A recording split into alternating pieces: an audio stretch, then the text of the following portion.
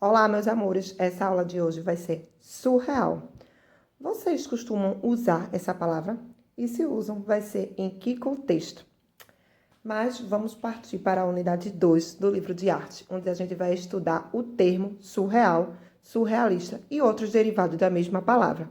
O importante é saber que ele tem seu sentido original ligado ao surrealismo, vanguarda artística que propõe a mudança nos padrões artísticos até então adotados.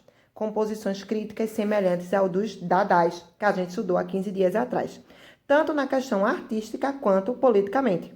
Os surrealistas também se sentiram impactados com as consequências da Primeira Guerra Mundial, voltando-se contra a ideia que a civilização tinha de si própria, esclarecida e racional, Uma vez que também atribuíram a ela parte da responsabilidade em relação ao rumo em que os conflitos internacionais tomaram. Somado a isso, esses artistas demonstraram grande interesse pelos estudos que o neurologista austríaco Sigismund Freud estava desenvolvendo desde o fim do século XIX, a investigação do inconsciente humano por meio, entre outros recursos, da análise de sonhos.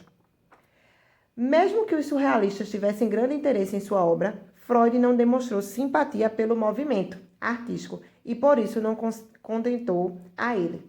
Enquanto os autores surrealistas, os sonhos eram matéria-prima que traziam inspiração para as produções, para Freud, continuam conteúdos simbólicos que trabalhadores em sessão de psicanálise tinham como trazer insígnios a consciência do paciente, o que poderia auxiliar no alívio psíquico e até mesmo da dissolução de alguns sintomas. O que são insígnios, Valquíria? É uma palavra de origem inglesa muito utilizada na psicologia e na psicanálise, que pode significar algo como esclarecimento, percepção profunda e iluminação. Nesse contexto sociocientífico, surgiu em meados da década de 1920 o surrealismo, com influências do dadaísmo. Para os surrealistas, o movimento estava relacionado a um modo de vida, a uma filosofia compartilhada por um grupo que vislumbrava a liberdade do espírito humano.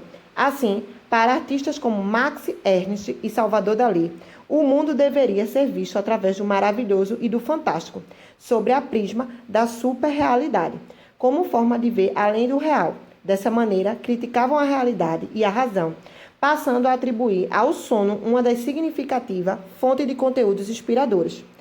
Na obra Célebes, o pintor alemão Max Ernst, uma das figuras centrais do movimento, trouxe para a tela a visão de uma espécie de elefante robô. A expansão de uma tromba remete a uma tubulação e a extremidade contém um formato pontiagudo, lembrando uma tampa de garrafa, além de chifres de touro. A inspiração para a criação desse animal-máquina veio de uma fotografia com imagem de um recipiente grande e um esférico que os sudanedenses usavam para armazenar milho. Por esse conjunto, Célebes, título que alude a uma rima infantil alemã que contém elementos de um universo maravilhoso, não real, pode ser considerada a obra de transição artística do dadaísmo para o surrealismo, uma vez que traz, ao mesmo tempo, os elementos absurdos do primeiro e oníricos do segundo. Mas quem deu a esse movimento de vanguarda o nome de surrealismo? Como esse nome surgiu de fato? O termo surrealismo foi mencionado pela primeira vez no libreto do ballet Paride, concebido por Serge Diaghilev e apresentado em Paris no ano de 1917, contando com muitos artistas de vanguarda envolvidos em sua produção. Esse espetáculo integrava diversas linguagens artísticas e, na visão do escritor francês e ativista cultural Guillaume Apollinaire, sua concepção coreográfica era completamente diferente das artes cênicas vigentes no período, uma vez que transmitia um tipo de surrealismo, ou seja, algo que ia além do real. No entanto, embora Paride tenha sido considerada surrealista, foi somente em 1924 que esse movimento de vanguarda se consolidou, influenciado pelo dadaísmo. O escritor francês André Breton publicou o Manifesto do Surrealismo.